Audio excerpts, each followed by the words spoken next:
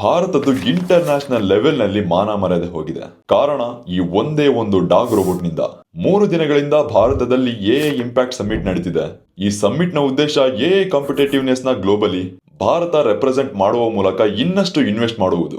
ಅಷ್ಟೇ ಅಲ್ಲ, ಬೇರೆ ಬೇರೆ ದೇಶದ ಅಫಿಷಿಯಲ್ಸ್ ಕೂಡ ಈ ಪ್ರೋಗ್ರಾಮ್ ನಲ್ಲಿ ಭಾಗಿಯಾಗಿರ್ತಾರೆ. ಸೊ ಈ ಪ್ರೋಗ್ರಾಮ್ ನಲ್ಲಿ ಭಾರತದ ಎಲ್ಲಾ ಎಐ ಸ್ಟಾರ್ಟ್ಅಪ್ ಗಳು ಕೂಡ ಭಾಗಿಯಾಗಿ ತಮ್ಮ ತಮ್ಮ ಸ್ಟಾರ್ಟ್ಅಪ್ ಗಳನ್ನ ರೆಪ್ರೆಸೆಂಟ್ ಮಾಡ್ತಿರುತ್ತೆ. ಇದೇ ರೀತಿ ನಾಯ್ಡಾದ ಗಲ್ಗೋಟಿಯಾ ಯೂನಿವರ್ಸಿಟಿ ಕೂಡ ತನ್ನ ಇನೋವೇಷನ್ ಅನ್ನ ರೆಪ್ರೆಸೆಂಟ್ ಮಾಡೋದಕ್ಕೆ ಭಾಗಿಯಾಗಿರುತ್ತೆ. ಗಲ್ಗೋಟಿಯಾ ಯೂನಿವರ್ಸಿಟಿ ರೋಬೋಡಾಗ್ ಹಾಗೂ ಸಾಕರ್ ಡ್ರಾನ್ ಅನ್ನ ರೆಪ್ರೆಸೆಂಟ್ ಮಾಡಿ ಪ್ರದರ್ಶನಕ್ಕೆ ಇಟ್ಟಿರುತ್ತೆ. ಆದ್ರೆ ನಿಜವನ್ನ ನೋಡೋದಾದ್ರೆ ಈ ರೋಬೋಡಾಗ್ ಚೀನಾದ ಇನೋವೇಷನ್ ಆಗಿರುತ್ತೆ. ಆನ್ಲೈನ್ ನಲ್ಲಿ ಕೇವಲ ಇದನ್ನ 2 ಲಕ್ಷಕ್ಕೆ ಪರ್ಚೇಸ್ ಮಾಡಲಾಗಿರುತ್ತೆ.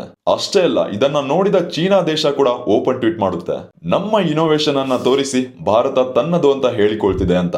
ಸೊ ಈ ರೀತಿಯಾದ ಇನೋವೇಷನ್ ಗಳನ್ನ ಸಮ್ಮಿಟ್ ನಲ್ಲಿ ಅಲೋ ಮಾಡೋದಕ್ಕೂ ಮುಂಚೆ ಒಂದು ಲಾಂಗ್ ಬ್ಯೂರೋಕ್ರೆಟಿಕ್ ಎನ್ಕ್ವೈರಿನೇ ಇರುತ್ತೆ.